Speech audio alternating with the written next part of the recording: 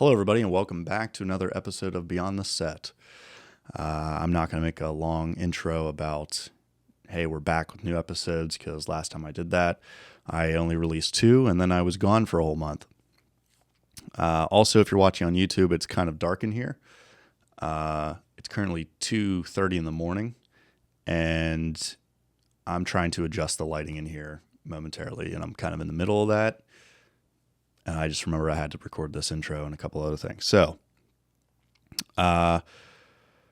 before I get started, I do want to mention this. This episode is brought to you by Dubby. Dubby is a jitterless energy blend. It's a powder that you mix with water or milk. This one specifically is milk. But more information on that later. But my next guest is Walkney. He is a punk rock artist. I'm not good with the music genres.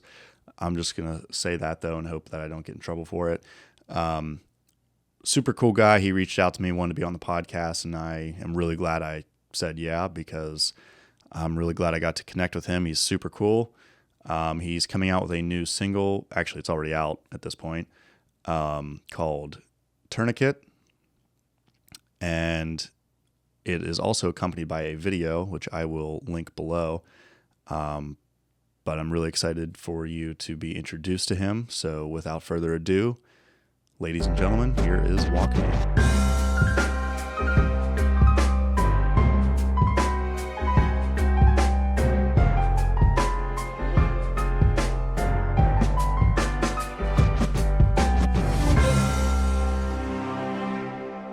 I didn't bring my hair and makeup team with me today. I think we'll be all right. I like this, what you got going on here. Oh, thanks. Thank you. Yeah. It's a lot of people have their difference of opinions on it, but I like it. So. That's very interesting. It looks just like you. Is that your grandfather? It is. It's my great grandfather. He was a decorated French military man, I think. Oh, you're French. Do you like cheese? I'm a big cheese enthusiast. I do like cheese. I'm not even French, though. Oh, okay. Yeah, I'm Italian. I'm American. Yeah, I'm also American. Yeah, I'm a mutt. I noticed that you're Italian. That's like the biggest Italian horn I've ever seen in my life. Also, a lot of people say that. Yeah, as well. Yeah. I have a little baby one. I've got a little bit in me. Yeah, I'm like mostly. So that's what. Wow. The more you are, the larger it gets. Okay. You know? So. Yeah, what do you think of the spaghetti across the street at Dave's Dream? Because that's my go-to. Well, see, there's a difference between like authentic, and like Americanized. Yeah. That's all I'm gonna say. Okay. Well, thanks for coming on, man. Right on, man. I appreciate you coming on. Thanks for having me, man. Yeah, I mean, absolutely. I love to listen to myself talk, so I figured that's why I started this. Oh man, yeah, this is cool. I've never been here. I didn't even know this was here. This is like a cool studio, a little spot. I'm like always in this area, and like I said, shout out to the Dream. Yeah, and their spaghetti. It's a hidden spot. Yeah, I don't want to reveal exactly where it is, but it's on the corner. No, it's at this corner of the street. Oh, right on. So I saw your music video. Oh yes, I want to talk about that. Okay, like, that looked fun. Right on. Yeah, so the behind the scenes of it.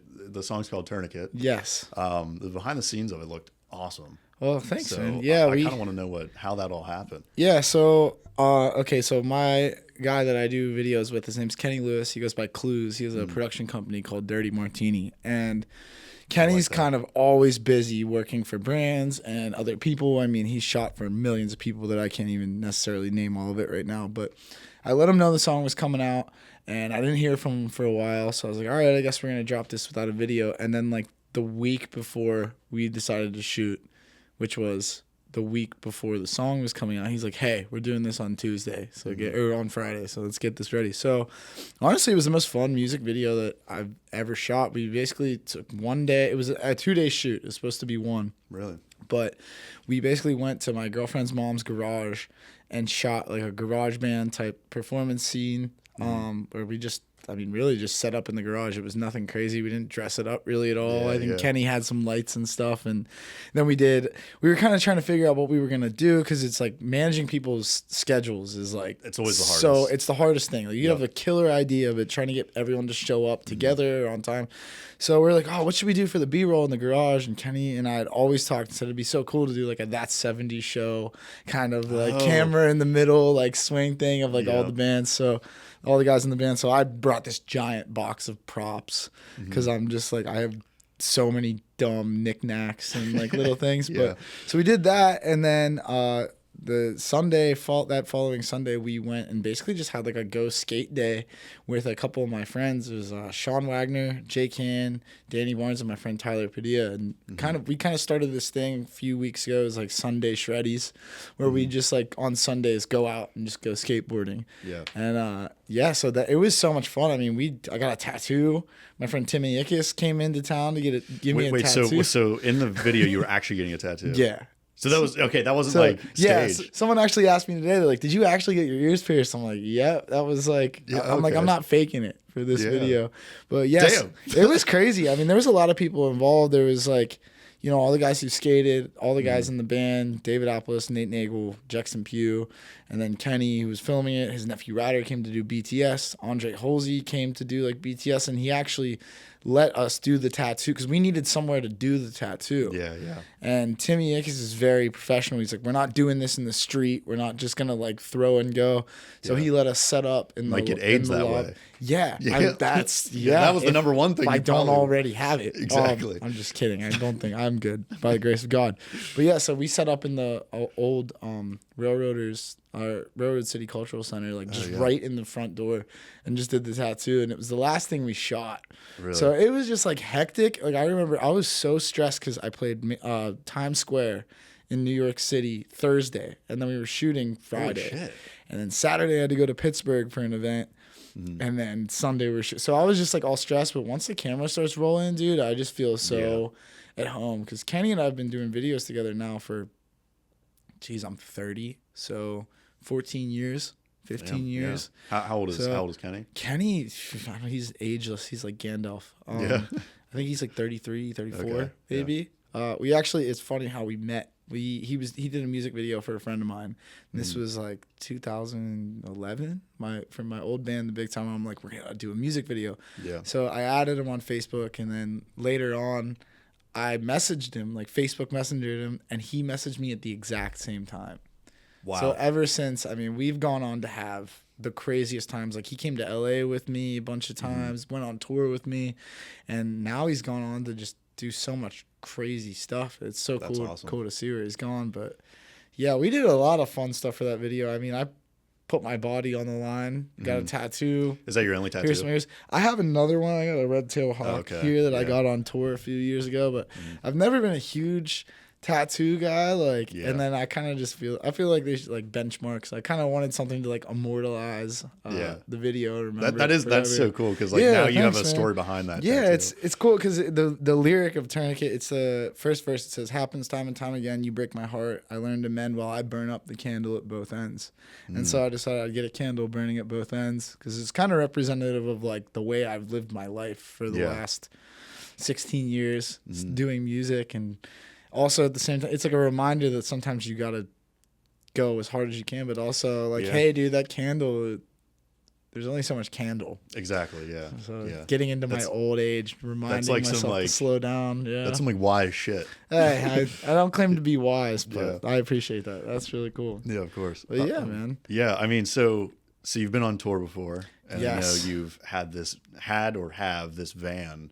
Yeah, that you've gone like across the country with. Yeah, I've actually had at a very young age, by the way, 3 vans actually. I don't have a van now. I'm sad about it. My last van, I had to sell it, and I cried. I sat in my car and listened to music and cried when I got rid of it. But understandable. Yeah, I pretty much grew up on all my formative years. I was on the road. I mean, my first tour, I think I was 16. The local band called On the Run. I just went and got in their van. I was playing acoustic.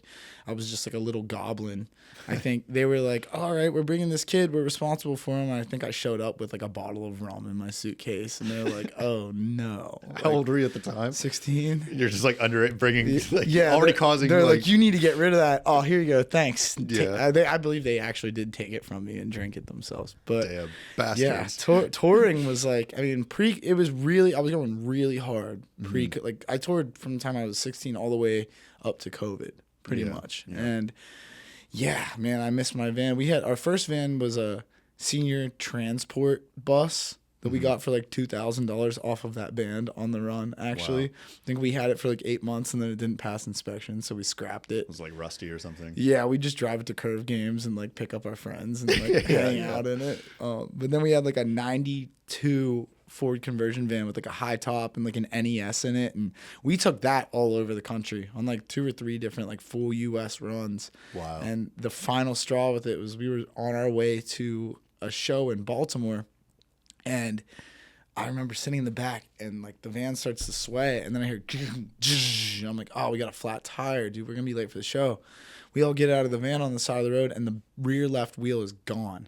It just snapped off of the axle. That's not good. So we were all like standing on the side of the road, like smoking cigars because it was our guitar player's 21st birthday. And we're like, oh, well, looks like we're not making the show. And then our drummer, Aaron, was like, hey, my uncle lives 20 minutes from here. We should just call him and see if he can come pick us up, after we were sitting there for like 3 hours. He just thought of that. Yeah, we're like, dude, all right. So we made it to the show with like 5 minutes before our set and played. But yeah, man, the touring days were insane. I mean, especially being like 17, 18, 19 years old, those college years. Yeah, but that's when you have the most energy, though. Yeah, there's so much energy. I mean, dude, like, I never want to eat a McChicken again. Yeah. I will tell you that. You've mentioned that's what it's like, just living on McChicken. Yeah, like we really roughed it because we put everything back into our band. Like a lot of bands now, I feel like see bands like, okay, cool, we made $1,000, and they're like, everyone splits it 4 ways or whatever. Yeah. We would each take a $10 per diem, and we would put everything back in the band. It was crazy. Like we'd be like, all right, sweet, we got $2 for dinner,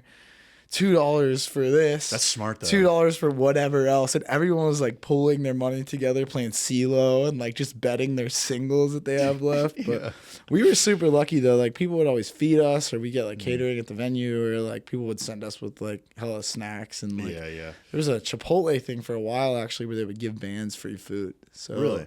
Yeah. So we'd just be like, hey, we're on tour. Can we get 20 burritos? And they're like, yeah, sure. That's awesome, actually. I didn't know they did that.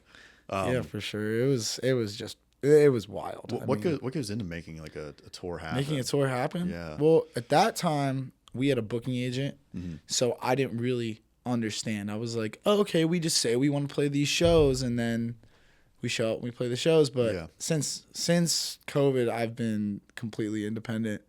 I've just been self-booking everything. Yeah. And I mean, it's like getting in contact with venues, whether you get their contact info, whatever, and you're emailing, trying to figure out the dates. You basically, first what I do is I make like a Google sheet with a routing with all the cities that I want to hit and all the potential venues and dates. And then I just blast them and say, hey, do you have this date available? And a lot of times it's like yes or no. If you get a yes, then it's like you put a hold on it, and then you get an offer, a deal, whatever it is. Some people do like, a lot of times you get like a guarantee where they'll be like, okay, cool, like we'll give you $2,000 or something. But then a lot of places, which happens with a lot of smaller artists, you do like door deals. So it'll be like, okay, the venue will split 80-20. It'll be like bands way 80-20 after expenses or something like that. Okay. So that's like from the money made at the door. Yeah. Like so like it's just like cover. making sure you're getting online ticket sales going, advertising, trying to get stuff done in advance and also making sure that you are counting who's coming at the door, because you can't always trust people's own staff, because people will try to get one over on you if you can. We actually had an experience in St. Louis where we had like 40 or 50 people come through, and it was a small show for that tour. Sure. And they were like, no one came. And they were like trying to completely stiff us. So our tour manager was like, I remember, they'll probably kill me if I say everyone's name, but he's trying to like mitigate the situation. He's like, all right, well, let's at least work something out here. And then one of the guys from the other bands standing there is like, well, we're not leaving till we get paid. So it looks like we're at a Texas standoff right now. And like in St. Louis. Yeah, in St. Louis, which was actually so sketchy. Like I love St. Louis. I've had great times there. Sure. But the venue we played, there was actually like a ring of people stealing music equipment out of bands, vans, and trailers and stuff. Oh, it was like a whole like. It was a thing that happened to like every band that would go like to an organized crime. Yeah, I wouldn't be surprised if it wasn't like people in the venue that were involved. Sure, but we actually had to have someone from the tour stand outside with the vans and trailers the entire show. It was like, it got pretty sketchy. Now, did you know that before going there? We did. That's lucky. Yeah. Yeah, we really did. We were lucky, but then it's like, it was like, so we're like in that part of town, and then later we go to the hotel and it's Mardi Gras, and we're just like having the time of our lives. Like, I think I took a police officer's hat at one point, and they didn't even care. So it's like, yeah, that was crazy times. But, So you've been around a lot of places. Yeah, it's been nuts. I mean, traveling's got to be awesome. Yeah, I really do. Like, I love it. I mean, I'm honestly grateful that I got kind of like a break. Like, I was kind of bummed when COVID happened because that was my life. I mean, I was touring full time, doing like 150, 200 shows a year. I didn't have another job. Like, I would drive Lyft if I needed like extra money or something like that. Yeah. But taking a break from it gave me a better perspective and made me really appreciate it because like, at one point, I mean, I've been to 48 of the 50 states now. I haven't played in all of them, but now Hawaii it's and Alaska? Alaska and South Dakota. So you have played in Hawaii? Yeah, not played in Hawaii. I've been to Hawaii. That's one of the ones I haven't played. Okay, but I think I've played in like 44, 45. Oh, wow. But damn. Yeah, it was crazy. And a lot of that was before I was 20 years old. Yeah. So, but yeah, it just made me really appreciate it again. Because after a while, it starts to be like monotonous. Like, every city, it's like, okay, like, it's all the same. I've been here 100 times. But really, if you don't make the effort to explore, then you don't really get to see that much. It's like, if you're lucky, you're staying in hotels. It's like hotel, drive, load in for the show.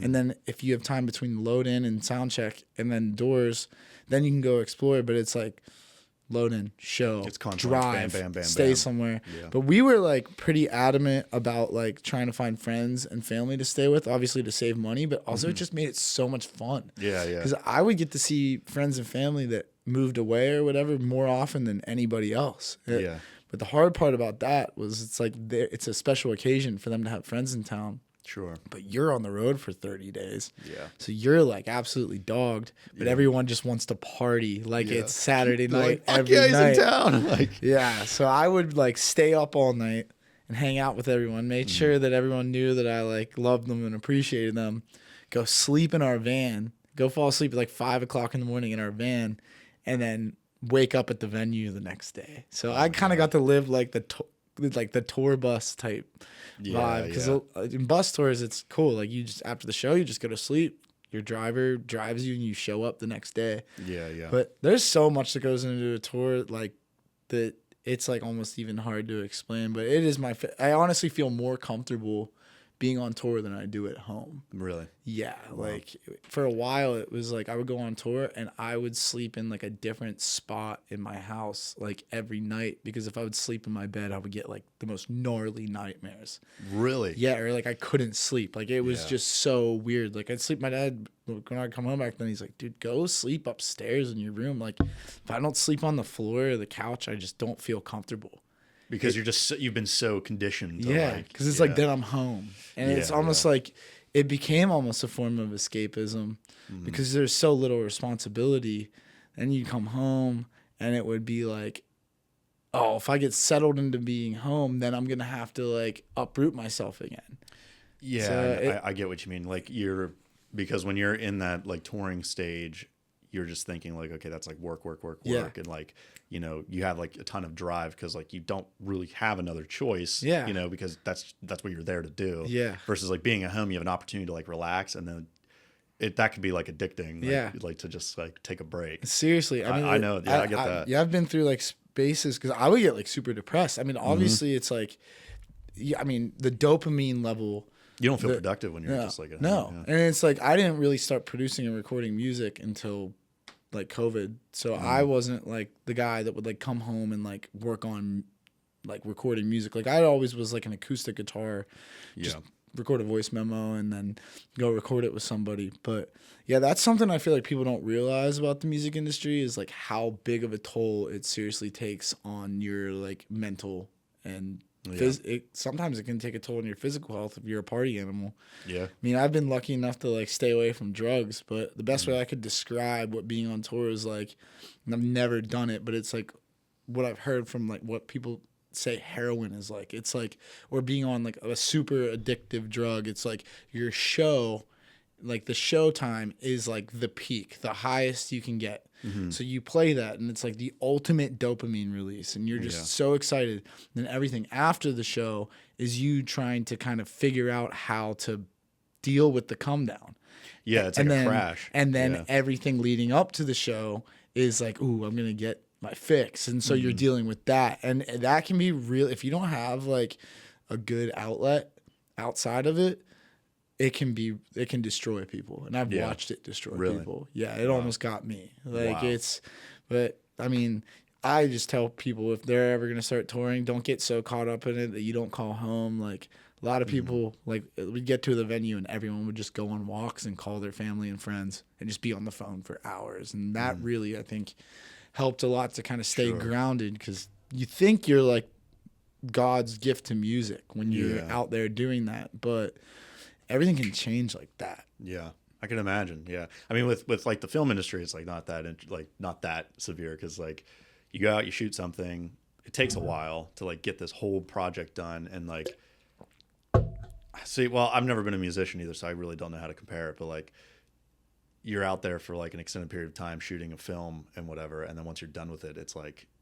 It's just like, all right, now you're done. Now what? Like, you're kind of left stranded. Unless you're doing like press tour stuff and like you're that's the thing about music, I think, where it's a little bit different. Like what I can imagine, I've only ever done a few film projects where I've been behind the camera. Yeah. Like I used to do stuff like I edit a lot of like my own videos and stuff.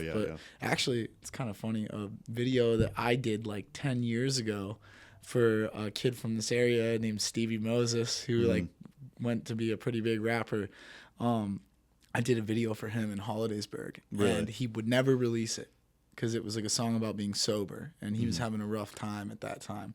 And then he got sober. He's like, dude, this video's awesome. I'm putting it out.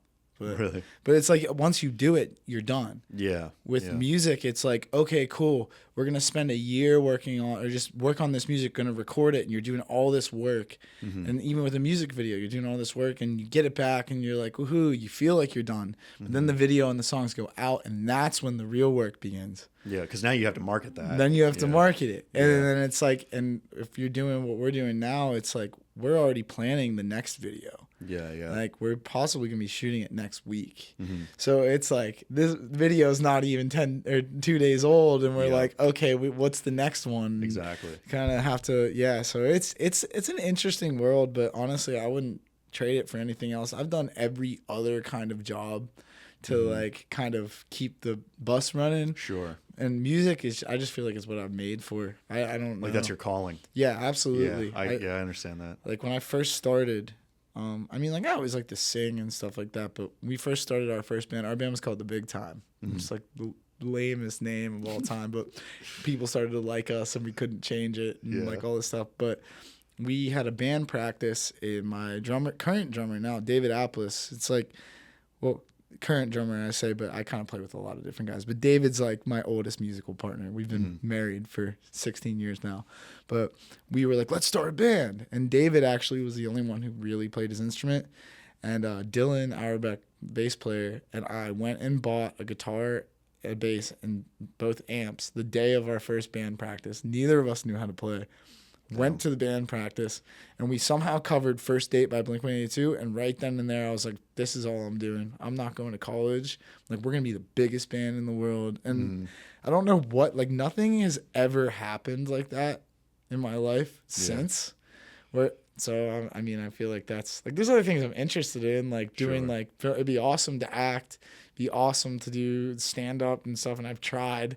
But it doesn't click as much as it's just not as, I don't know, it just feels like music's just like a part of me, and I always, I just feel like it's cool to have like an open journal to the world to like tell my story. It is, it's like it's a blessing for sure. I mean, like I've always been interested in music, and like I play guitar. Yeah. Okay. Sweet. But yeah, I mean, I wouldn't say I'm like great, but me neither. I know how to play. Like I know how to play some like rock riffs. Cool. But like I've always had like an interest in music, but then like you have other interests, but like the filmmaking part is like my bread and butter. That's like it. I'm good at that.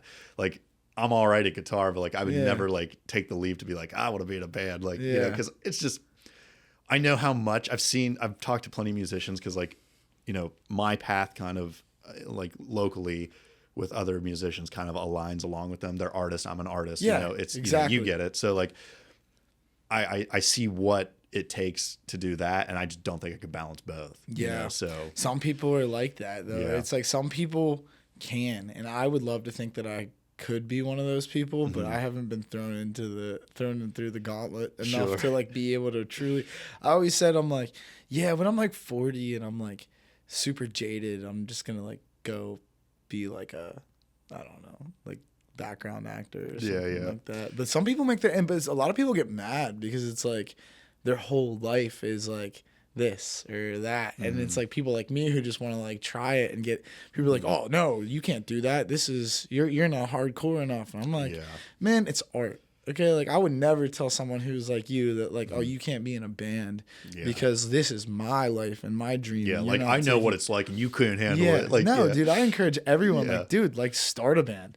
I mean, like, bro, you could start having little bit of know-how with guitar. You could start a punk rock band and blow up.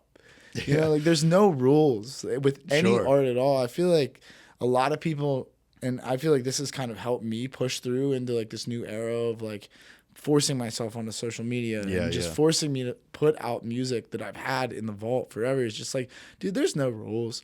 People always try to put you in a box. Oh, well, you need to promote this way, or you need to, you know, make sure. That's the nicest thing, because it's when it's your own shit. There's nobody who can tell you how to do it. It's like they have no skin in the game. So like they should just, you know, exactly. I'm like, dude, stay out of it. You go be a suit somewhere else. You know, like, but there is some truth when people are like, you need to be on social media. That is a must. There's the age of like just putting out like a 7-inch vinyl. Like some people can get away with it with direct marketing and building fans and stuff like that and actually make a good living. Sure. But I mean, we live in the social media age, and it's unfortunate, and it's just the way it is. But it's unfortunate if you look at it that way. But also, I mean, we used to drive on school nights to like Lancaster and Pittsburgh and Philly and stuff with headphones that we broke in half and a backpack full of CDs and just promote our music to people in lines.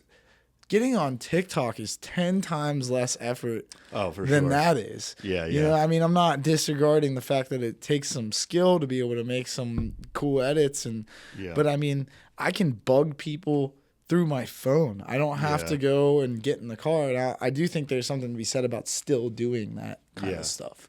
I think people, especially now with this like early 2000s resurgence, everyone's like emo. I'm like, dude, all these industry people were like, you can't be emo when I was like 20, and now it's like the exact music that we made, like MGK just like went platinum on or something like that. I'm like, I love that, like the puffy skate shoes are back. People are like stretching their ears again. I'm like, there is something to be said about like that kind of like early 2000s history comes around. Like it always comes back around, and that's in I think every single like art/entertainment like feel, like everything. I mean, when Greta Van Fleet was like starting to come back, like that like classic rock was like coming back already, you know. You said this is a comedy podcast, so I'm not gonna hold back when I say that I absolutely cannot stand Greta Van Fleet. Really? Yeah, bro, it's a carbon copy of a carbon copy of a carbon copy. Like, I get you. I've heard they're nice kids, and like I love that. Anyone get out there, express yourself, be who you want to be. But I'm like, dude, like, go be a tribute band if you want to be a tribute band. I don't know. People love it. Like it's hey, and you know what? All respect to them, but dude, it's hard for someone like me to be like super in love with a band like that, because it's like, okay, like if I want to listen to Led Zeppelin, I want to listen to Led Zeppelin. Yeah.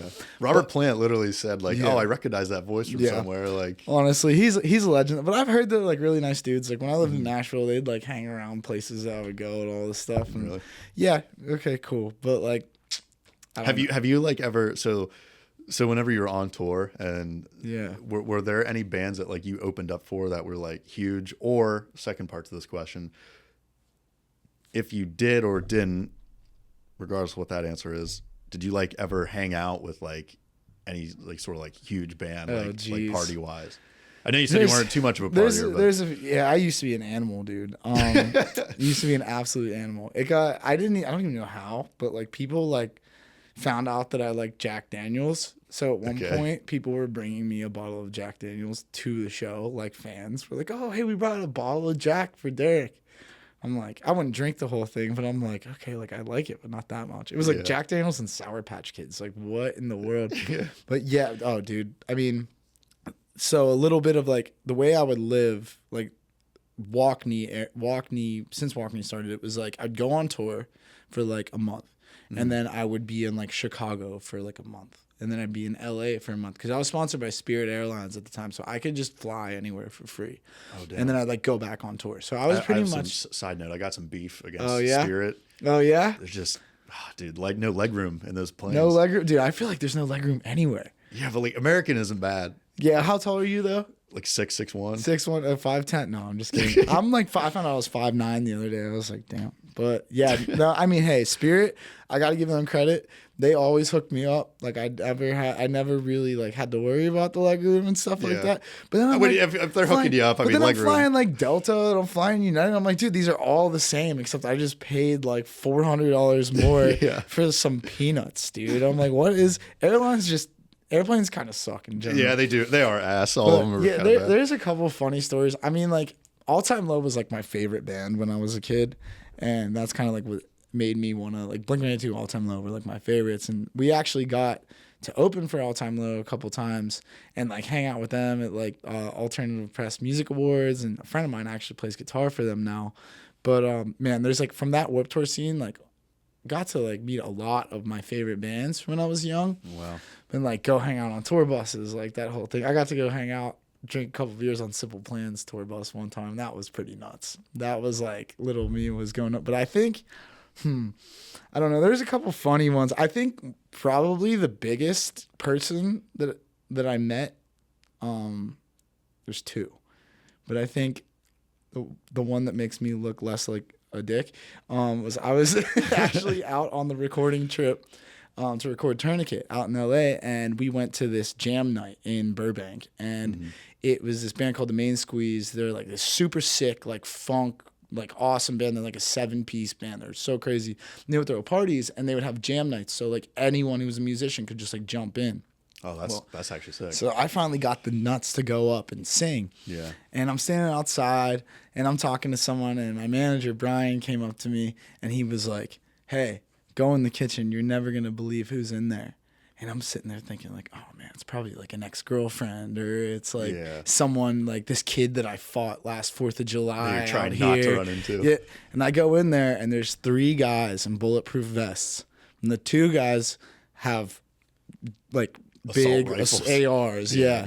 And the 3rd guy is in a baseball cap and glasses, and they're all drinking my Miller Lights that I brought to the party. It was Kanye West and all his boys. Bro. And I was like, should I like start something? Yeah. Like, what do you drink my fucking beer for? What are you drinking my beer for? But I was like, hey. I'm like, what's up? He's like, what's up?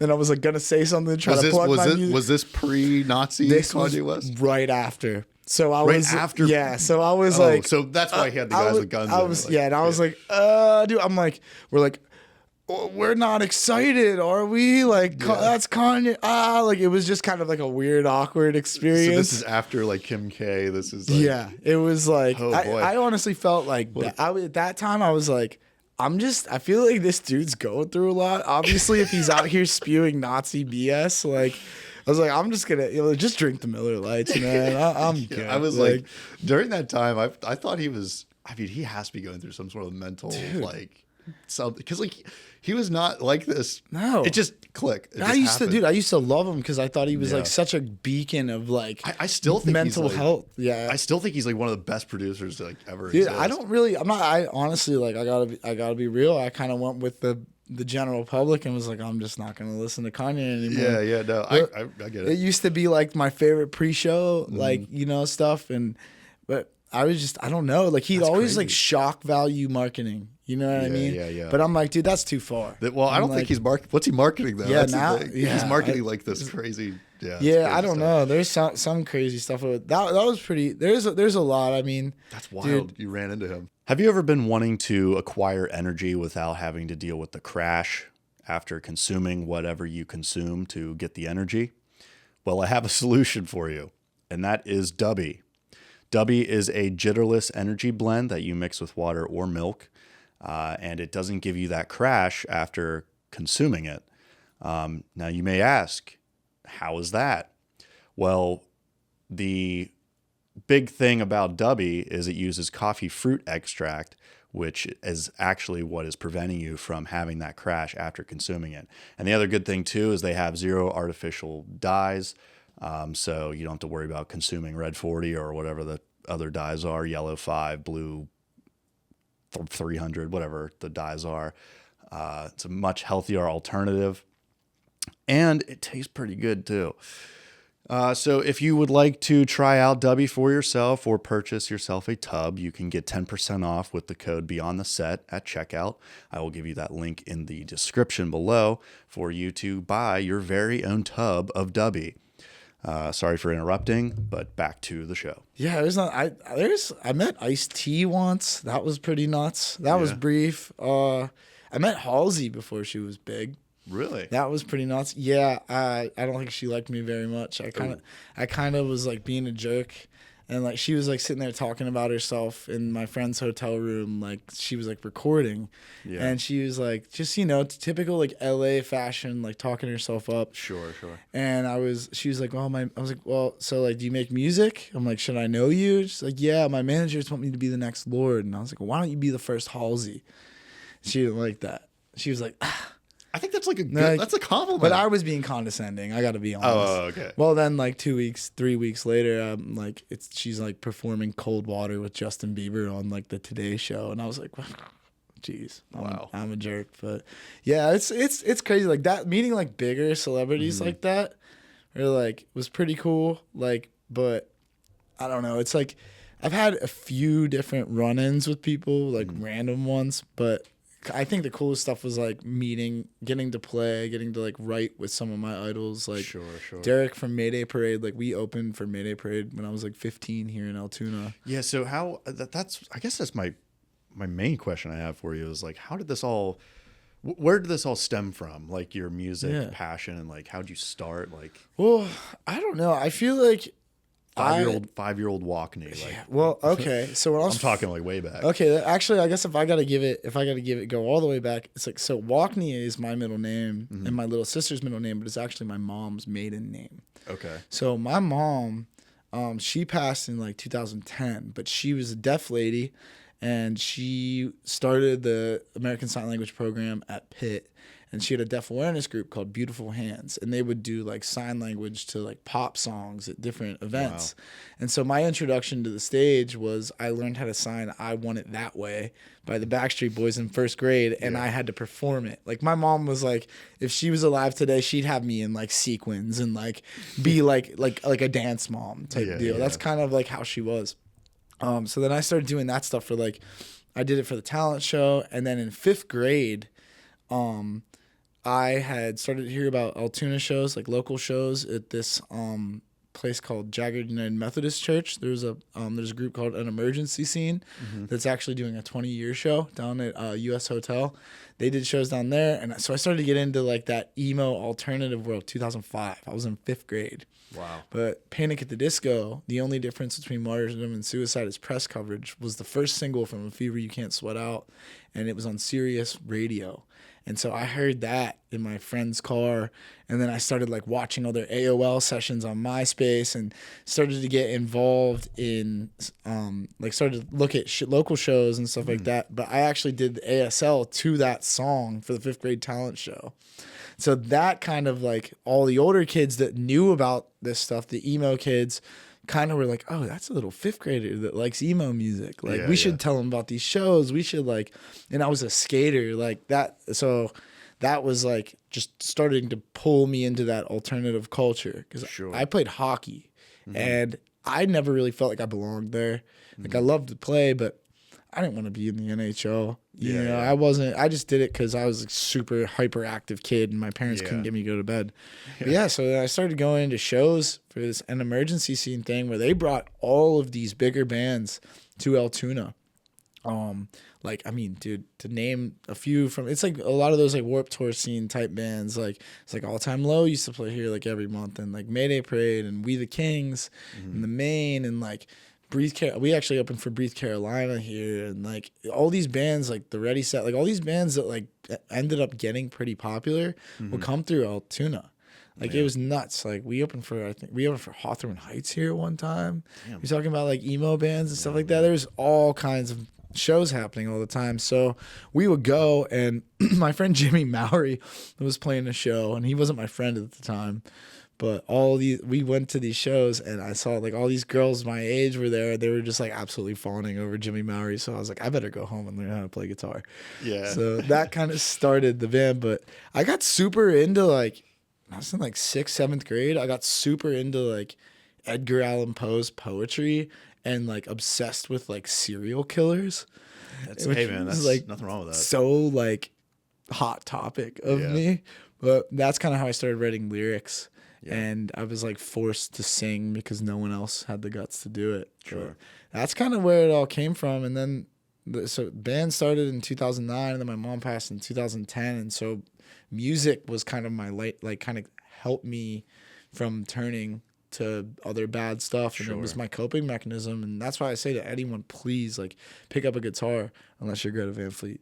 No, I'm just kidding. But yeah, it saved my life, and it just became this obsession, and it became a part of me. There's nothing I could do about it, and just couldn't stop. Well, that's good though, because like I can definitely relate to that. Like when you find a passion and that's all you can like think about, and like it's like I'm super like particular about like, okay, like if I'm working on a project, I want it to be like perfect, and it kind of like it clears your mind from like everything. It does. You get into that flow state. Yeah, exactly. Yeah. That's where you want to live, man. I feel like you need to come back down to reality and plan out every once in a while, but the more you can be in that flow state, the better things are going to happen. I don't know. A lot of people are religious or spirit. I consider myself a believer in the higher power, whatever you want to call it. But if you allow things to come into your life and you believe and you can manifest these things. Like, I mean, I swear when COVID happened and like when Walkney kind of started a little bit before COVID, I had felt like I had achieved all of my childhood goals and dreams. And then I was like, what do I do now? Yeah. I need to make new ones. And so now I feel like I'm kind of getting back into that flow where I'm just like, okay, like let's just keep moving, keep doing stuff. And I feel like action sports have kind of helped me get back into that zone. Because it's like if you go ride a skateboard, or go snowboarding, or even just like riding a bike for fun, whatever, it's like all you're worried about is like, don't wreck. You're focused on survival. And if you can get yourself into that state of mind with your art, sometimes I feel like it's not even you. Like I always say, it's like unstoppable. Like sometimes people are like, how'd you write that song? I'm like, dude, it just came to me. Like Quincy Jones is like, oh, I work from 3 a.m. to 10 a.m. because that's when the muses come out. And it just kind of flows through you. And it's weird. I feel like sometimes it's like, what kind of energy am I channeling? But I don't know if I can take full credit for everything. I feel like that has to be something more than me that's put me in the positions that I've been in, because I look around sometimes and I'm like, holy shit, I can't believe I'm standing here with these people or getting to do this kind of stuff. Do you have like moments, like I know I do, where you're kind of looking back on what you've done or like where you are, and you might not be, because I'm always someone who like I never think I'm where I want to be. Like I'm always like where my goals are and where I want to be is always ahead. Even though like if you would have asked me like 5 years ago where I'm at now, like man, I couldn't believe, if you told me in 5 years I'd be where I'm at now, I'd be like, oh yeah, okay. But like now I'm here and I'm still like I'm grateful, but I'm still not where I want to be. You still have the hunger. You still have the fire. So like, do you ever get like, in that sense where you're kind of down on yourself and you're just like, damn, like I'm, you know, everyone around you. And that's the other thing too, is like everyone around you is also still being like, man, like, you know, you should be so proud of yourself and whatever. But you're yourself you're like, I'm not really like I am proud of, you can say it, but like you don't feel it. Absolutely. I mean, I don't know if I'm making yeah, sense. no, that makes complete sense. Yeah. That I've been that way many times throughout my whole Sure. life. I feel like what's helped me in the past, I mean, obviously it's like, if I start to feel depressed or sad, I just try to channel it into making a song or something. Yeah. But if I really felt like I'm like, oh, I'm not doing well anymore, what am I doing? I start writing down achievements. Really? Start writing down cool things that I've done, and then when you end up there with a whole sheet of paper, it's like, whoa, okay, I feel like I haven't accomplished anything. That's just my feeling. It's like, that is what I've done. This is real. Okay, because like that's something I've struggled a lot with, and I was just curious because like I know every artist has probably gone through that mentality, and every time that happens to me, I crash the fuck out. Like I'm just like, I don't know what the fuck I'm a fucking failure, you know? Like I just my dad actually, you know, shout out to my dad, he's the man. Thanks for not pulling out. But he's seen me in a lot of those, and he always says to me that growth occurs in the valleys. That, you know, and life on another shout out to another friend, my friend Cody Maimon. He says life is a sine wave. Yeah, it's up and down. It's a vibe, dude. No, but it's serious. It's up and down, and it's gonna always be that way. You're gonna go. I mean, and with any art career, it's feast or famine. You can be absolutely murdering it, and then the next month, you're like, okay, I got nothing. What do I do? So it's like, what do you do to fill those spaces? Sure. And, you know, you can say, I'm just going to work on writing a new project, or I'm going to do that. But sometimes I think the best thing is to have things outside of your career and work that help you feel balanced. Because for me, it is like those action sports, like just skating and snowboarding and buying endless amounts of Star Wars stuff on eBay, or like just like geeking out over PlayStation 2 games. Like just you have to learn that like not every single thing is gonna be forward. You might have to take a step back. And the biggest thing for me that is, I mean, I never felt like I was like an egomaniac or anything like that. But for the longest time, I felt frozen because I was like, well, I did things at this level for this long, and now I'm here. So how do I get to here? Like what I need to get back to doing things at that level, but that takes incremental steps, and you have to just start. And it, you know, like you can't think you're too good to do anything. I mean, maybe if it's like you need a certain amount of, you want to value yourself at a certain dollar amount or something. Yeah. Don't take every gig or whatever. But I've always kind of been like, just do as much as you can. Yeah. Go. Because you never know who you might run into. No, you never know. I mean, some of the stuff I've done for free has led to like the craziest stuff for me. Yeah. And like just meeting like some of the wildest people. I mean, it's like just like going to that jam night. It's like, I'm just going to get up here, whatever. It's a party. And then like there's other people there that, other than Kanye, that, you know, it's like you never know who's going to be there. I mean, with the Spirit Airlines thing, I mean, so you just got to shoot your shot. Like my old manager, Joe Castellucci, just sent a random email because Spirit was advertising. Know any musicians? Email us. And we got that. And then it's like, I got put that, I have a single called Lucia Rose that got put on one of those Now That's What I Call Music compilations. Oh, really? Because I just sent it out. I was like, you know what? I got cut from American Idol. I was like, I'm not worth it. I suck. And like I got all the way to Hollywood. I was like, all right, I might actually go far on this thing. Then I got cut. And I was like, all right, I'm just going to send my music out and we'll just, whatever. Like I was kind of like, whatever, I don't even care. And it got picked up. So it's like sometimes those moments when you're the lowest, that's when some of the greatest stuff can come from. Yeah. You know, don't give up, man. Seriously, it's a long game. Oh, for sure. Yeah. I mean, I'm 30, and I have watched so many bands break up. I've watched so many people stop doing music, and then try to come back. And I've watched people. You know, the best thing that you can do is just be persistent and just stay in it. Just remember, like, you know, try to avoid the burnout as much as you can. Yeah. Because I'm actually, it's funny you say that because like I'm just coming out of like that burnout phase. So like, you know, I want to say like the last like, dude, like this one was probably the worst. Like I mean, I've been through some long burnout phases, but like this one lasted probably like 3 months, like straight burnout, and I was just. Oh man, coming out of that, I don't know what it is, that just like pulls you out of it, but like sometimes it just boom, you just snap out. Because like I was like, fuck all this, like I don't even, what's the point, and then like, I do this thing where like I'll panic for a day, and then I go to sleep and I wake up, I'm like, what the fuck was I panicking about, like I do that all the time. I get like the sky is falling. Because, like, I am such, like, an ADHD type person where I'll start, like, 1,000 projects. And, like, never finish it. But I've been kind of, like I work in a circle. You know? I'm, like, I kind of have been getting back. But, dude, honestly, like, I get it. It's, like, sometimes I won't write a single note of music for, like, 6 months. You know, like, I just recently set my studio back up, like, a month ago. Because I was, like... At least, I mean, but in my position, it's weird because it's like I'm a solo artist. It's like, yes, I have a band and I consider them my band. But it's my project at the end of the day. And if it fails, it's my fault. So it's like I have to book. I have to get merch designs together and order that. I got to handle the tours. I got to, like, make sure everything's well rehearsed. I've got to, like, kind of, like, be the ringleader of everything. So if I'm burnt out on doing music, there's 1,000 other things that I could figure out something to do. And sometimes that can be overwhelming. But I just tell myself, I'm like, all right, just one day at a time, try to do a couple things and just keep pushing the needle. Because it's easy to get overwhelmed and then just freeze.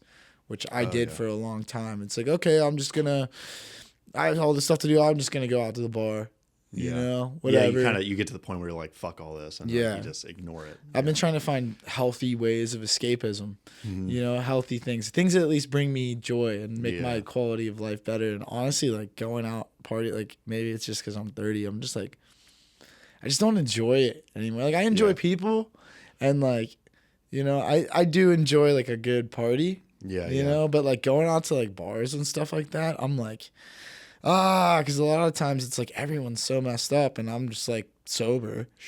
And everyone's screaming in my face and then there's a fight and then there's this. And I'm like, this is a young man's game, dude. When I turned 21, I just stopped enjoying that because like before, I'm incriminating myself here, but before I like drinking was just so much more fun when I wasn't 21. Absolutely. I was like, I'm getting away with this shit. Like I'm getting hammered.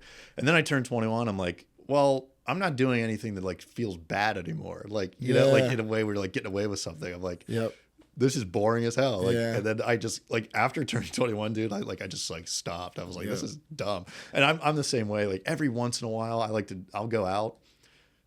I'll get like, pretty drunk. Get feeling good. And then nothing like wrong with that. And then I'm like good for 6 months. This is America. I'm good for 6 months. I'm like, I'm not gonna go out for another 6 months, maybe 7.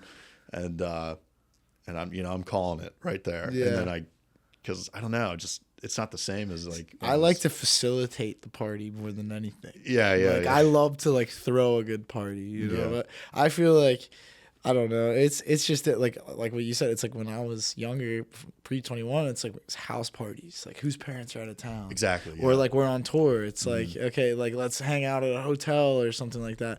But then like when I turned 21, I'm like, oh, I have to do this in public. How do I do this in public? And I was not good at it. Because like if I have 2 beers, I look like absolutely I look messed up when I'm sober.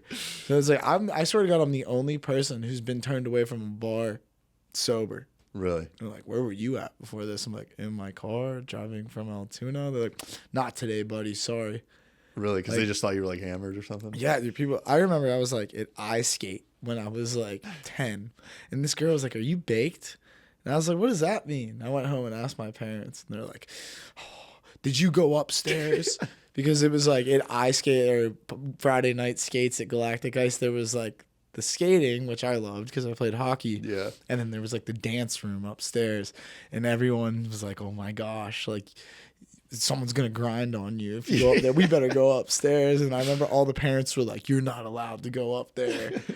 Oh my gosh. I was like, being a young kid, like I swear to God, I had so much freedom. Like, I think that was why I learned to like love music and entertainment so much, because I just felt like such an individual from the second I hit puberty. Yeah, yeah. I was my mom and dad were very much like, all right, we'll see you later. Go out on your bikes, skateboards, whatever. Yeah. But I definitely had a little bit of I thought I was a little bit more mature than I was. Like, yeah, I feel like I was the same way. Like my parents just like, they always gave me the talk of like, we trust you until we don't. yeah. And so like, I just really didn't have any like curfew or anything. Yeah. You know, it was just like, you know, make smart choices. And I was thinking like, well, if they're letting me do that, I'm a mature individual. Like, Yeah. you know, I could do that. My dad would always be like, "Don't be an idiot." Yeah. That was his Yeah. favorite thing. And my mom was like, freaking, she was so dialed. Anytime, like, if I came home and I was like messed up, or if I was like, she's like looking at me, Yeah. hey, just getting grilled. I'm like, oh my God, everyone knows. Everyone knows. Oh my goodness. But yeah, dude. What did you go to? What high school did you go to? Tyrone. Oh, no way. Yeah. Okay. Yeah. When I went to BG. Okay. So we had, oh my gosh, it's since been resolved, and I love all those guys now. But our old man had like major beef with the Tyrone really? High School football team. Oh well, They hated us. Everybody. They hated does. us, dude. They hated us, and I dated like exclusively Tyrone girls in high school. Oh yeah. So I was like just a target. I mean, I had emo bangs down to here. I wore jeans, like girl jeans that were so tight. Like, oh my gosh. It was like, I felt like it was like a movie, dude. Like, it was like the jocks versus the emo kids. And Yeah. those times were crazy. I mean, I don't know. How old are you? I'm 23. 23. Oh, Yeah. man. You still got so much life to. Yeah. I'm just kidding. I'm talking like I'm 60. Yeah. I feel like it sometimes. But Well, I thought like when I first met you, I was like, I thought you were my age. I was like, Yeah. oh man. And then Good. and then you're like, yeah, I'm 30. I'm like, God, there's just Wow. like, there's no way. Like, yeah, so you stay young at heart, you'll never grow old. But yeah. I don't know. I just feel like stress is the real thing that makes people old. Like, I have a lot of friends, man. I feel way older than 23. My stress. My body feels older for sure. Yeah. I'm lucky I still got my hair on top of my head, but Yeah, I like complain about like back pain or like knee pain. Like, okay, so I'm like an avid tennis player. okay. Yeah, so No way. Yeah, so like my knees and hips hurt all the time. Just from like, you know, doing that. Yeah. And like I'll complain about it. My dad is 71. So Okay. my dad is like 2 generations, Wow. really like maybe 3 generations Yeah. like older than me. Wow. And so like he was like almost 50 when I was born. Yeah. So I'll like complain about like knee and hip pain, and he's like, oh, you're only 23. Like, what the hell do you know about it? Like, Yeah. I wake up every morning. I'm like, Dad, like, I don't know. Like, Old Arthur's rearing its head. Yeah. Dude, Yeah. just don't stop moving. 'Cause, Oh, like, yeah, for that's sure. that's a real thing. I mean, I tore my meniscus a few years ago. Really? Yeah. Dancing at a wedding. Wow. Like, I was going crazy, snowboarding, skating, having a great time, and then I Mm-hmm. tore my meniscus dancing at a wedding. And I kind of attribute that to just like not working out properly all the time, not Sure. being like as active, and then starting to do it super Yeah. hard. I mean, like, and like honestly, like I feel great now because Mm-hmm. I'm like super active. Yeah. But if I stop, then it just Yeah, like it's back. It's back. That's why I play like tennis so much. Yeah, It's dude, like just yeah. don't stop moving, stretching, like everything. It's like, it's so good for you. I mean, I really would love to like start playing hockey again in like an adult league. But the last time I tried to play hockey, I'm like, oh, it's a beer league, adult league thing. Sweet. I go and I'm like, I'm going to whoop all these guys. Yeah. And I was so gassed, dude. Like I was like, Yeah. I could not even breathe like at all. I was like, I'll play tennis against some like 70-year-olds, and they're Okay. like giving me a run for my money, Dude, Like, yeah, and it's seriously, like, it's crazy. It's nuts to me. I mean, like my aunt and uncle, like they have a house up in Stowe, Vermont, and they ski every day during the winter. They shout out to my uncle Dennis. Let's go. They will like do what's called skinning the mountain, where they'll like strap these like rubber pieces to the bottom of their skis, and they like hike up the mountain basically, gosh. and ski down it in the morning before work every day. That's wild. I'm like, you guys are the How dream. old are they? I want to say, I think my uncle Dennis is 29, but no, he's definitely like, I think he's probably like 65-ish. Damn, around that's there. impressive. I don't know how old my Aunt Andrea is. She's a Lake Tahoe snow ballet queen, so she looks a lot younger. Yeah, But, yeah, yeah. Nah, I don't know, but just like honestly, dude, it's weird. Like thinking about that, like you think you're invincible. Yeah. and then like something gets you. Like I honestly feel like my knee was like the rock gods being like, okay, you've had your fun skating and snowboarding and not doing music. You need to go sit in the studio. Mm-hmm. And that's what I did. Like I had a LA trip planned when it was like 2 days after this wedding. Mm-hmm. And I went out there with a torn meniscus. Didn't even realize it because it's like being a skater or snowboarder or playing hockey and stuff. Like I have a pretty decent pain threshold. Sure. Yeah. I'm like, oh, I'm fine. Then I get out there and I'm like, ooh, something feels wrong. Like this is really wrong. And I like had a cane. I'm like walking around LA with a cane. I swear to God, I've been injured in LA like so many times. Like we went out there one time and I rolled my ankle. And I was like out doing meetings and like going to sessions. I'm just like on crutches. Like same with Nashville. After I re-injured my knee, and I'm like just doing everything on crutches. It was like that, but that's humbling stuff. Oh yeah. Like when you lose your mobility, it can be. You realize you're not like what you think you are. Yeah, exactly. I mean, I'm lucky. I'm super lucky that things have been good. You know. But I'm not sure if this is real wood, by the way. Oh, well. I don't. I need to start bringing some wood in here. Oh man, going back to the meeting celebrity thing. I do want to talk about this because this is like, I read this on your questionnaire and I was like, what the hell? Which one is this? Ron Jeremy. Oh yeah, he was bothering you for cigarettes. Yeah. Oh my gosh. This is crazy. I honestly like because he's dead now, isn't he? I think so, yeah, he's dead, and I think there's a documentary that like says he's like a huge piece of shit. I didn't know anything about Ron Jeremy. I've never been a fan of his work. I just heard about him through. He was always like the butt of like so many jokes. People would be like, hey, "Your buddy looks like Ron Jeremy," because he had like a mustache or something. Well, I was in LA and my friend Fish was DJing at this place called On the Rocks, and it's like a bar above the Roxy, right on, I think it's Sunset Boulevard. Okay. And then there's right across from it is a place called the Rainbow Room, which is like a legendary like little bar restaurant where like if you look at like all like Guns N' Roses and like every celebrity like Johnny Depp, all these people back in those days will go there all the time, and people still go there a lot. Wait, what's it called? It's called the Rainbow Room. It's right next to the Roxy. It's not the Viper Room. No, I think it's if I remember, I think the Viper. It's like next to the Viper Room. Oh, okay, because I know that was like a hot spot. Yeah, too, Viper Room. I've been there actually. It was a pretty sweet spot. But yeah, so I'm standing outside at the time. I'm smoking a cigarette, and I just. What does that smell? Like, just like this stench. Smells like sex. Smells like balls. Just dirty balls. Yeah. And I get a tap on my shoulder and I turn around and it's Ron Jeremy. Like what? And I couldn't even imagine turning around seeing that. He's like, hey man, can I get a smoke off you? I was like, he's like, I'll buy one off you. I'm like, oh man, here you go, take two. Well, as that night went on, every single time I turned the corner, that guy was begging me for a cigarette, and and I'm like, whoa, what is Ron Jeremy doing? You knew who it was when you turned I knew as soon as I knew who he was. I didn't know what he smelled like, but I will never forget. I will never forget that smell. Yeah. But people, I'm like, dude, what is Ron Jeremy doing here? Like, oh, he's just like a creature that hangs out here all the time. Like, what? And like, I knew girls that would like give him rides home and like hang out with them and like invite him to parties and stuff. What the hell? I'm like, what? LA is a weird place, man. That's crazy. It's fun, but because he was never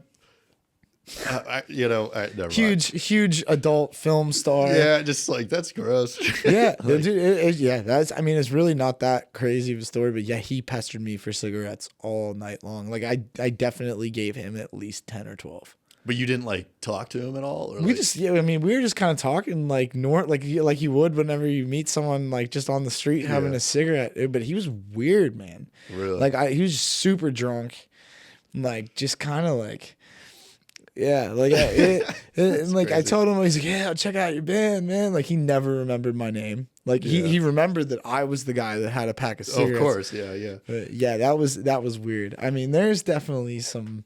I'm sure I could think of some other goofy ones, but yeah, man, that guy smelled like balls. That's wild. It was so silly. That's crazy.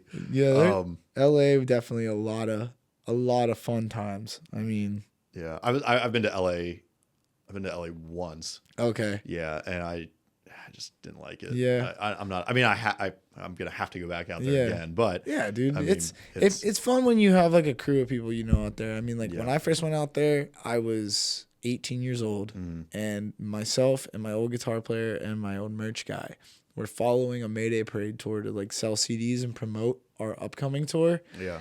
And our van actually broke down on Sunset Boulevard, right in front of the House of Blues. So I always felt like LA had been trying to claim me since day one, because I'll be like, I don't like LA. And what a place to break down at. Yeah. It was awesome. It was like all these like super cool Mexican dudes like helped us pull the van off to the side, and I'm gonna call my dad. And this was like right after high school. My dad and mom both self-made, came from nothing, went to put themselves through school, everything. And I was like, Dad, I'm not going to college. I'm gonna be a musician. He's like, okay, well, you're gonna do it yourself then. I call my dad. I'm like, Dad, I got like $300 left. Our van just broke down. I don't know what to do. And he's like, well, how's the line looking today? I was like, it looks pretty good. He's like, better go sell some CDs. He's like, go put some gas in it though, and make sure that it wasn't the gas. It was the gas gauge. Luckily, we had like a '92 van, so it was like, oh, we thought we were gonna be stranded there. Yeah. But yeah, so after that, a group of friends of mine were all in this like Disney's Next Big Thing band. They like toured with all these like pretty awesome bands, and their band broke up. They did a final tour, and they all had a little bit of money, and they moved to LA. And they had this house. They called it the Trap House, because they threw the most insane parties. Like Project X. X. Yeah, I mean, I was like 19, 20 years old. Yeah, like Project X, like helicopters coming and shutting the party down. Wow. Like just absolute debauchery. Wow, like that's crazy. It was actually cool because going back how I kind of made myself look like a jerk in front of Halsey, she came to one of those parties. And I was like, damn, there she is. I'm like, should I like go up? Now this was like post. This was like, post her blow up. Okay. And I was like, all right, should I say something? She's like, yeah, dude, just go talk to her. She was talking to like a couple people that I knew. And I went up and I was like, hey guys, good to see you. And I was like, hey, how are you? Like, I was like, I don't know if you remember me. She's like, oh yeah. I was like, oh great. I was like, dang. I was like, I just want to let you know, I'm sorry if I was like, and she's like, oh no, I didn't take it that way. But I was like, yeah, you did. Yeah, you did. I was being a jerk. Well, you have a show coming up. Yes, I do. It's going to be really cool. It kind of goes back to that like 2000 when I was going to Jaggered shows, and kind of, it's crazy. It's like kind of going back to the start. So it's at the US Hotel in the Liberty Ballroom. It's an emergency scene 20-year anniversary show. It's with Punchline, who's a band from Pittsburgh that has been kind of like a pop punk staple for a long time. Then there's Eternal Boy. Then those are like the two bands from Pittsburgh. Eternal Boy is Rishi, the singer, is the guy that runs Four Chord Music Festival in Pittsburgh. And then Punchline is, I mean, they were like, man, like the early 2000s, like they took Fall Out Boy on tour in Japan. Like That's awesome. they were like, but now they have a new album, and it's like they haven't made anything in a while, and it's like, honestly, I think one of their best works. So they're headlining, and Punchline was the first show that my friend Ryan Wapner, who runs an emergency scene, booked back in 2005. So it's kind of like bringing it all back. And then there's Jimmy Mallory and Jeff Wendell. Their high school and post-high school band was called Like a Movie. I know Jeff. Yes, Jeff is awesome. I love Jeff. He's like... So okay, he's a beast. Not name dropping here, but name drop. He works for a. What's up, Jeff? He works for someone I make videos for. Okay, yeah. Cool. So the company he works for, and like every time I go in there, biggest smile on his face. Yep. He's just a super nice guy. He gives me hugs all the time. He told me all about his like back when he was, because he's like 40 now, like back when he was like younger and he was like doing all this music stuff. He's it was a really monster. Nice. It was nice to see that he's like doing music dude, again. you got to come out. I mean, like they're doing an iteration of Like a Movie, which was like their original band, and they have never done like any sort of reunion. And they actually just dropped a record yesterday. Yeah, I saw that. And they had, that was in like music jail for the longest time, because I don't know if their label at the time wouldn't let them put it out or something. Sure, yeah. But I was so pumped to see that. And honestly, like there's one song on it, I can't remember the name of it off the top of my head, but it's like crazy to me that it's like 17 years old. Because it, like they sound like Jimmy sounds the same, like, and it's just like music doesn't expire. That's like one of the coolest things about it. But there's one part where Jeff is singing, and I'm like, dude, this sounds like Bristol Maroney and Oliver Tree had a baby. Yeah. I'm like, this is so wild. I'm like, dude, just get the band back together and be a band again. Come on. But yeah, so they're playing. Is Jeff gonna go back to like doing music? Like, well, I don't know. He's playing with, it was him and Jimmy doing it together. Yeah. I hope they do like a surprise and play with a full band. I don't know if they will, but that'd be awesome. I hope so. I mean, he's so talented, man. He was telling me so much about that, and like He's so humble. because like I was doing a video for his company, and like he like I was telling him about like my movie stuff and whatever, and he was like, oh, that's so cool. Like I used to be in a band. Like those days were so fun, and he was telling me all about it, and I was just like, whoa, like this is sick. He like, would never tell you. You Yeah. know, he's unless you like it comes out like he's so humble. And like Super same with humble guy. Jimmy. Jimmy is so humble. He's like, I mean, dude, he's like, I think he got like 14th or 13th on The Voice. Yeah, Like the only time he mentions it is whenever he's booking a show so he can get booked. That's it. He's not like, oh, hey, dude, by the way, I did this. Like they're both so humble. Yeah. And like, I actually just had a really long conversation with Andy Cosnati, who played bass in that band. He's making like a little zine type thing for the show and been interviewing a bunch of people.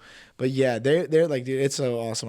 I have their EP Say It Again on my phone from when I bought it on iTunes back when you could still do that. Wow. So I get in my car sometimes and sometimes when music automatically comes on, it's just like blasting. I know I said last night on Facebook, I posted, I was like, I know this EP front, back, and then in Latin. So I'm excited to learn all the words of this new one. But yeah, so it's them. And honestly, like they're the reason I picked up a guitar. That's awesome. Like Jimmy and Jeff, like their band is the band that all these girls that went to Tyrone that I was like obsessed with when I was like 13. Yeah. Like he's the reason I started. Like I tell Jimmy that all the time, and it's kind of weird because we're like friends now. Yeah. And we played shows together and like all this stuff, but they are the reason I started doing it. And so that's November 29th. November 29th. Yep. It's Punchline, Eternal Boy, Like a Movie, Jeff and Jimmy, and it's the Hope Fallacy from Bellwood. I don't know, being from Tyrone, if you remember them at all. Sounds familiar. But they're awesome. And then it's Walkney. We're opening the show. We play at like 6:30ish, so we're just gonna kick the door down, man, and just have so much fun. I think tickets are like $18 in advance, 20 at the door. But honestly, it's kind of looking like there might not be tickets at the door. I mean, we're already like over 200 some pre-sale. That's awesome. It's selling like absolute crazy. Like I expected people to be psyched, but not this psyched. Sure. Like it's gonna be that's awesome. Blast. Yeah, dude, you gotta come out. I gotta get you some tickets. I'll come. Right on, man. Well, I appreciate you coming on, dude. Of course. Yeah, this was awesome. This was a good episode. Good episode. Sorry, I'm not very funny. You have to come see my comedy rap project. Yeah. I will. Right on, dude. All right. Well, everybody, thank you so much for watching another episode of Beyond the Set. Thank you again for coming on. Thank you, dude. Go ahead and plug all of your stuff. Yeah. What's up? It's Walkney, and I just put out a new single called Tourniquet. It's available everywhere. I'm playing 11/29 at the U.S. Hotel, Liberty Hall, with Punchline, Eternal Boy, Like a Movie, and the Hope Fallacy. So get your tickets now, and make sure you check out Tourniquet. Thank you. I'll tag all of that stuff in the description below. Thank you again, and take care.